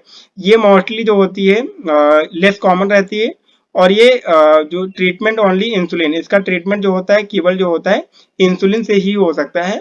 और इसमें अगर बात करते हैं जो मेनली जो होता है चाइल्ड में देखने को मिलता है टाइप फर्स्ट। टाइप सेकंड की अगर बात करते हैं, इसमें क्या होता है कि इंसुलिन का जो होता है रेजिस्टेंस हो जाता है, insulin resistance condition which the fell off the insulin properly, जो होती है सेल्स जो होती है हमारी बॉडी में वो यूज नहीं कर पाती उसका। मॉडरेट बीटा सेल्स इन और मोर कॉमन रहता है, ये मोस्टली जो देखने को मिलता है एडल्ट में देखने को मिलता है टाइप 2 डायबिटीज मेलाइटिस, जो कि इंसुलिन का रेजिस्टेंस की वजह से होता है, ठीक है। तो ये था क्वेश्चन नंबर 38 डायबिटीज मेलाइटिस और उसके टाइप्स, आप इसको 2 नंबर के अकॉर्डिंग लिख सकते हैं, ठीक है। नेक्स्ट क्वेश्चन की बात करते हैं, क्वेश्चन नंबर 39। अगर क्वेश्चन नंबर 39 की बात करते हैं, जो कि यहाँ पर बताया गया है, mention any 2 disorders of the lipid metabolism, lipid के मेटाबॉलिज्म से रिलेटेड 2 डिसऑर्डर लिखने को बताया यहाँ पर, जैसे लाइक की जैसे हाइपर कोलेस्ट्रोलेमिया हो गया, एथेरोस्क्लेरोसिस हो गया, फैटी लिवर हो गया, ओबेसिटी हो गया। तो यहाँ पर जैसे कि हमने बात की हाइपर कोलेस्ट्रोलेमिया, ठीक है, क्या हो रहा है कि कोलेस्ट्रॉल का लेवल ब्लड में बढ़ रहा है, तो ये क्या होता है, ब्लड में ब्लॉकेज जैसी कंडीशन देखने को मिल सकती है, ब्लड वेसल नैरो हो जाती है, जैसे कि कोलेस्ट्रॉल डिपॉजिट होना स्टार्ट हो जाता है, जिससे क्या होता है कि हार्ट से रिलेटेड जो डिसऑर्डर्स हैं देखने को सिम्टम्स मिलते हैं, ठीक है। तो ये थे लिपिड मेटाबॉलिज्म से रिलेटेड जो डिसऑर्डर हैं। हमने यहाँ पर अगर सपोज यहाँ पर जैसे कि क्वेश्चन पूछा गया है, यहाँ पर एक चीज बताना है आपको, जैसे क्वेश्चन यहाँ पर पूछा है कि 2 डिसऑर्डर लिखना है। अब आपको अगर 3-4 याद है तो 3-4 सब सारे लिखिए, ठीक है, ये सारे लिख दीजिए, ठीक है, आपको अच्छे से नंबर मिल जाएंगे, ठीक है। नेक्स्ट क्वेश्चन की अगर बात करते हैं, क्वेश्चन नंबर 40, अगर क्वेश्चन नंबर 40 की बात करते हैं तो यहाँ पर ये क्वेश्चन होने वाला है, यहाँ पर define the mutual plot and Lineweaver Burk plot, ठीक है। ये भी क्वेश्चन काफी ज्यादा इंपॉर्टेंट है। अगर मैचुअल प्लॉट की बात करते हैं तो मैचुअल मेंटल मॉडल जो होता है and Lineweaver Burk plot जो होता है, ये कॉमनली जो होता है यूज किया जाता है study of enzyme kinetic and inhibition types, जो एंजाइम काइनेटिक और इनहिबिशन टाइप्स होता है उसकी स्टडी के लिए कॉमनली जो होता है यूज किया जाता है ये जो प्लॉट होते हैं।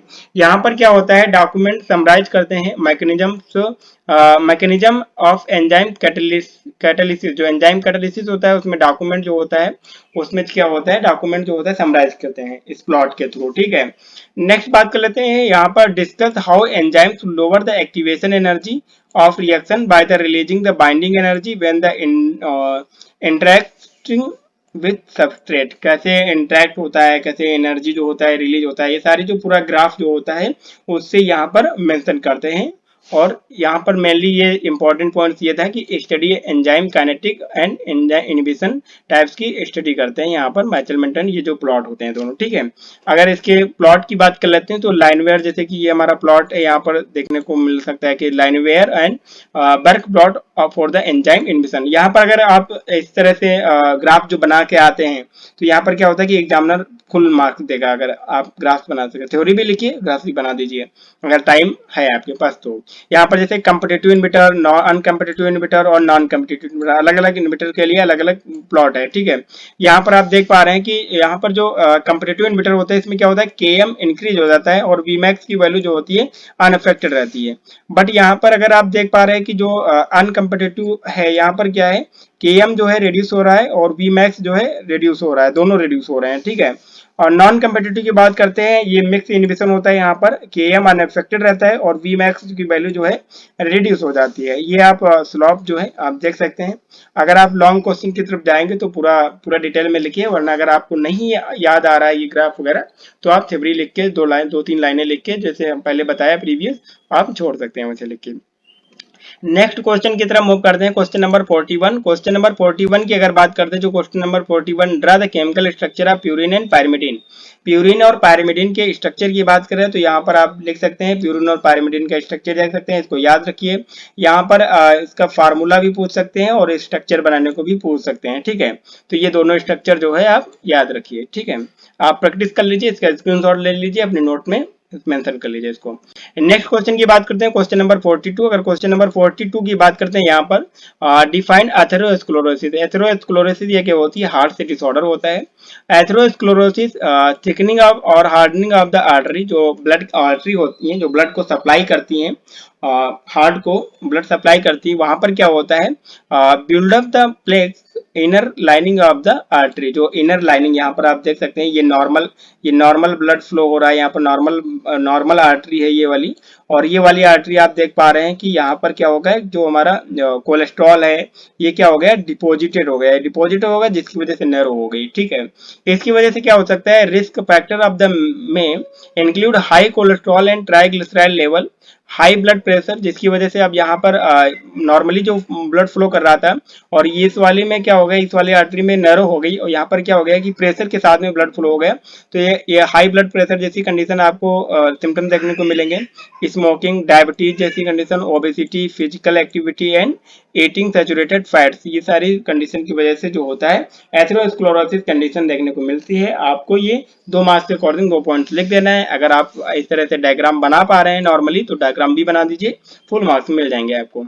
नेक्स्ट क्वेश्चन की बात करते हैं। नेक्स्ट क्वेश्चन जो है 43 नंबर का क्वेश्चन है। यहाँ पर क्वेश्चन तो नहीं है लेकिन यहाँ से क्वेश्चन काफी सारे बन सकते हैं। यहाँ पर पाथवे है कैटाकोलामीन बायोसिंथेसिस। तो ठीक है, यहाँ से क्वेश्चन पूछता है सिंथेसिस ऑफ डोपामिन, डोपामिन की सिंथेसिस कैसे होती है। अगर डोपामिन की सिंथेसिस पूछी जा रही तो ये आप इतनी सिंथेसिस लिख दीजिए। वहीं पे अगर नॉरएपिनेफ्रिन की पूछी जा रही है तो यहाँ तक लिखिए। अगर एपिनेफ्रिन की सिंथेसिस पूछी जा रही है तो यहाँ तक लिखिए। अगर आपको स्ट्रक्चर याद हो पा रहे हैं तो आप स्ट्रक्चर भी बनाइए।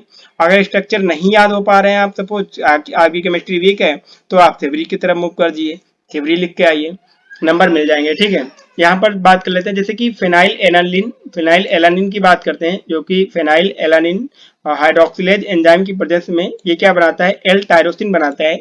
और ये एल टायरोसिन जो होता है, एल टायरोसिन से क्या बनता है, एल डोपा बनता है, लिवोडोपा बनता है। ठीक है, यहाँ पर टायरोसिन हाइड्रोक्सिलेज एंजाइम जो यूज होता है, ये टायरोसिन हाइड्रोक्सिलेज एंजाइम क्या होता है, ये जो होता है रेट लिमिटिंग एंजाइम होता है। ठीक है, ये रेट लिमिटिंग एंजाइम होता है और ये वाला जो स्टेप होता है ये रेट लिमिटिंग स्टेप होता है। रेट लिमिटिंग स्टेप का मतलब होता है अगर ये स्टेप नहीं हुआ तो आगे की पूरी प्रोसेस जो है रुक जाएगी, ये मेन स्टेप होता है। ठीक है, फिर एल डोपा से डोपामिन बना। ठीक है, यहाँ पर डोपामिन बन गया। डोपामिन बीटा हाइड्रोक्सिलेज एंजाइम की प्रोसेस में नॉरएपिनेफ्रिन बना। नॉरएपिनेफ्रिन की बात करते हैं तो फिनाइल एथेनोलामीन्स और जैसे कि एन मेथाइल ट्रांसफरेज एंजाइम की प्रेजेंस में एपिनेफ्रिन बना। तो ये पूरी जो कैटाकोलामीन बायोसिंथेसिस की पाथवे थी। आप यहाँ से 2-3 क्वेश्चन अलग अलग टाइप से बन सकते हैं। ये क्वेश्चन लॉन्ग में भी पूछा जाता है तो आप इसको यहाँ से इतना पोर्शन जो है लॉन्ग में भी लिख सकते हैं। ठीक है, तो ये हो गया। नेक्स्ट क्वेश्चन की बात करते हैं, क्वेश्चन नंबर 44। अगर क्वेश्चन नंबर 44 की बात करते हैं तो यहाँ पर mention any two significance of EMP pathway, यानी कि जो embedded mayor of Parnas pathway था इसके सिग्निफिकेंस लिखना है। अगर यहाँ पर ईएमपी का फुल फॉर्म भी पूछा जा सकता है, जैसे embedded mayor of Parnas pathway. ठीक है, इसके अगर सिग्निफिकेंस की बात करते हैं, जो सिग्निफिकेंस होते हैं ये प्रोवाइड करता है rapid means generating the ATP का जनरेशन करता है। जैसे कि हमने बात किया था ग्लाइकोलिसिस जो होता है इसमें क्या होता है, 8 एटीपी का जनरेशन होता है जो कि फंक्शन बॉडी में फंक्शन के लिए इंपॉर्टेंट होता है। Glycolysis hold the several vital roles of the cellular metabolism, और सेलुलर मेटाबॉलिज्म में भी हेल्पफुल होता है। तो ये थे significance of the EMP pathway. Next question की बात तरफ मूव करते हैं। जो नेक्स्ट क्वेश्चन होने वाला है यहाँ पर significance of the citric acid cycle. तो ये क्वेश्चन जो है 45 नंबर का सिग्निफिकेंस लिखना है सिट्रिक एसिड साइकिल के। तो यहाँ पर अगर 2 मार्क्स के अकॉर्डिंग आप 3-4 क्वेश्चन इंपॉर्टेंस अगर लिख देते हैं सिग्निफिकेंस तो आपको मार्क्स मिल जाएंगे। मैंने यहाँ पर सारे लिखे हैं क्योंकि आपको अगर लॉन्ग में पूछा जाता है लॉन्ग में भी लिख सकते हैं इसको। आप जो इजी लगे वो आप याद रख सकते हैं यहाँ से। जैसे कि complete oxidation of acetyl coenzyme, acetyl coenzyme A जो होता है इसका कंप्लीट ऑक्सीडेशन करता है सिट्रिक एसिड जो होता है। एटीपी का जनरेशन करता है, जहां पर जैसे कि बात किया कि 30 एटीपी जो है जनरेट हो रही थी। फाइनल कॉमन ऑक्सीडेटिव पाथवे होता है। Integration of the major metabolic pathway होता है। Fat of the burn week of the carbohydrate, excess carbohydrate are converted in the natural fat. जो एक्सेस में कार्बोहाइड्रेट होता है उसको नेचुरल फैट में कन्वर्ट हो जाता है और एनर्जी स्टोर होती है। No net synthesis of carbohydrate from fat. Carbon skeleton amino acids finally enter the citric acid cycle. Amphibolic pathway होता है।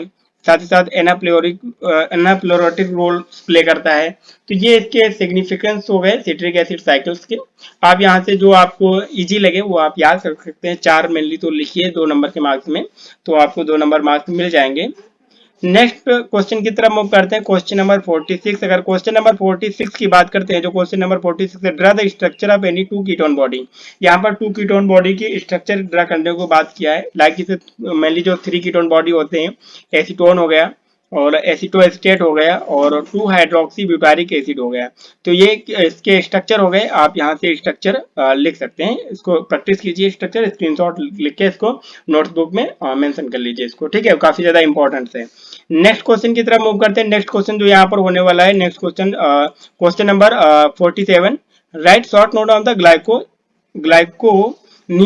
ग्लाइकोनियोजेनेसिस की शॉर्ट नोट यहाँ पर लिखने को बोला है। तो यहाँ पर क्या होता है, synthesis of the glucose from the non carbohydrate, यानी कि यहाँ पर अभी तक जितने भी पाथवे हमने देखा था कि ग्लूकोज से हो रहा था, कार्बोहाइड्रेट उसमें इन्वॉल्व हो रहा था। यहाँ पर ग्लूकोनियोजेनेसिस में क्या होता है कि ग्लूकोज यानी कार्बोहाइड्रेट इन्वॉल्व नहीं होता है। यहाँ पर जो एमिनो एसिड्स होते हैं उनसे सिंथेसिस होती है, उसकी बात करते हैं यहाँ पर। बात करते हैं एमिनो एसिड, जैसे कि लैक्टेट, पायरुवेट और ग्लिसरॉल से ग्लूकोज बनता है। और यहाँ पर जैसे कि लोकेशन की बात कर लेते हैं ग्लूकोनियोजेनेसिस की, मोस्टली जो होता है liver, some of the extent of the kidney में भी होता है ये, occurs mainly in cytosols. Some precursor of the occurs in mitochondria में भी अक्योर्स होते हैं, कुछ प्रिकर्सर जो होते हैं ग्लूकोनियोजेनेसिस पाथवे के। यहाँ पर अगर बात करते हैं, about 1 kg glucose is synthesised every day of the liver in the liver में क्या होता है, इस प्रोसेस के थ्रू जो ग्लूकोनियोजेनेसिस होती है 1 gram glucose per day synthesised होता है, ठीक है। तो ये हो गया हमारा क्वेश्चन नंबर 47। नेक्स्ट क्वेश्चन की तरफ मूव करते हैं, क्वेश्चन नंबर 48, जो कि काफी ज्यादा इंपॉर्टेंट है। यहाँ पर 48 क्वेश्चन ये difference between the reducing sugar और नॉन रेड्यूसिंग शुगर, ठीक है। रेड्यूसिंग शुगर की अगर बात करते हैं और नॉन रेड्यूसिंग शुगर की बात करते हैं, तो यहाँ पर क्या होता है, हैव द एल्डिहाइड और कीटोन ग्रुप। यहाँ पर क्या होता है, एल्डिहाइड और कीटोन ग्रुप जो होते हैं एब्सेंट होते हैं। ये जो एब्सेंट होता है इसमें प्रेजेंट होते हैं रेड्यूसिंग शुगर में, ठीक है। दे मे बी हेमी एसिटल और हेमी केटल, ये क्या होते हैं, रेड्यूसिंग वाले हेमी एसिटल और हेमी केटल होते हैं, और नॉन रेड्यूसिंग में ऐसा नहीं होता है, एब्सेंट होते हैं। म्यूटा रोटेशन होता है इसमें रेड्यूसिंग शुगर में, नॉन रेड्यूसिंग शुगर में म्यूटा रोटेशन एब्सेंट रहता है। Gives the positive osazone test, osazone test positive देता है रेड्यूसिंग शुगर, और नॉन रेड्यूसिंग शुगर जो होते हैं नेगेटिव ओसाजोन टेस्ट नहीं देते हैं। Positive Benedict test, Fehling test, Barfoed test, ये सारे टेस्ट होते हैं रेड्यूसिंग शुगर के लिए, ये पॉजिटिव देते हैं, और नॉन रेड्यूसिंग शुगर ऐसा कोई टेस्ट पॉजिटिव रिजल्ट नहीं आता है। अगर एग्जांपल की बात करते हैं रेड्यूसिंग शुगर और नॉन रेड्यूसिंग शुगर की, तो रेड्यूसिंग शुगर की एग्जांपल की बात करते हैं तो ग्लूकोज, फ्रक्टोज, माल्टोज और लैक्टोज। वहीं पे अगर नॉन रेड्यूसिंग शुगर की बात करते हैं तो वहां पर बात करते हैं सुक्रोज, स्टार्च, ट्राइलोज और रैफिनोज, ये क्या होते हैं, नॉन रेड्यूसिंग शुगर होते हैं। तो ये था differentiate between the reducing sugar और non reducing sugar, question number 48। Next question की तरफ मूव करते हैं, क्वेश्चन नंबर 49 से। यहाँ पर अभी जो भी पिछले हमने बात किया है वहीं से रिलेटेड क्वेश्चन है ये। Test for the reducing sugar, reducing sugar के लिए कौन कौन से टेस्ट होते हैं, तो यहाँ पर हमने बात किया मेनली 4 टेस्ट होते हैं, थॉमस टेस्ट, बेंडिक टेस्ट और फेलिंग टेस्ट और ओसाजोन टेस्ट। यहाँ पर निमोनिक के साथ में, ट्रिक के साथ में याद करेंगे तो काफी ज्यादा ये आपको लंबे टाइम तक जो है याद रहेगा। टॉम इज बीएफ जोन, ठीक है। टॉम से क्या हो गया, टॉमस टेस्ट हो गया, और बीएफ से क्या हो गया, बेंडिक टेस्ट और फेलिंग टेस्ट हो गया, ठीक है। जोन से क्या हो गया, ओसा जोन टेस्ट। तो ये अगर रेड्यूसिंग शुगर के टेस्ट याद करना है तो Tom is BF zone, Trommer's test, Benedict test, Fehling test और ओसा जोन टेस्ट। तो ये हो गए टेस्ट फॉर रेड्यूसिंग शुगर के लिए। तो आई होप आप लोग को ये अच्छे मजे से पढ़ेंगे, आपको बिल्कुल इजी तरीके से याद रहेगा। नेक्स्ट बात कर लेते हैं क्वेश्चन नंबर 50, जो कि 50 क्वेश्चन यहाँ से आपके लिए क्वेश्चन है। यहाँ पर आपको मैंने 5 क्वेश्चन दिए हैं, आप इसका कमेंट बॉक्स में आंसर दीजिए। लाइक जैसे यहाँ पर क्वेश्चन है, फादर ऑफ बायोकेमिस्ट्री के फादर बताना है, और वाटर सॉल्युबल विटामिन के एग्जाम्पल देना है, और full form of RNA DNA, sulphur containing amino acid के एग्जाम्पल देना है, और number of insulin amino acid present in insulin, insulin जो होता है वहां पर कितने number of amino acid present होते हैं। ये 5 क्वेश्चन के आंसर आपको कमेंट बॉक्स में देना है। आप अगर देंगे तो ठीक है, अगर मैं चाहता हूं कि आप इन्वॉल्व रहें इस चीज में आंसर देने में, और अगर आप नहीं दे पाते हैं, गलत आंसर देते हैं, तो उसको हम करेक्ट करके कमेंट बॉक्स में मेंशन करेंगे। तो फ्रेंड्स कैसी लगी वीडियो आपको? अगर आपको वीडियो अच्छी लगी हो, अगर नॉलेजफुल रही हो, वीडियो आपके लिए हेल्पफुल रही, तो अपने दोस्तों के साथ शेयर कर दीजिए और हमारे चैनल को सब्सक्राइब कर लीजिए। वीडियो को लाइक करके दोस्तों के साथ शेयर करके हमारे चैनल को सब्सक्राइब करके सपोर्ट कीजिएगा। Thanks for watching this video. Take care. मिलते हैं नेक्स्ट टॉपिक के साथ नेक्स्ट वीडियो में।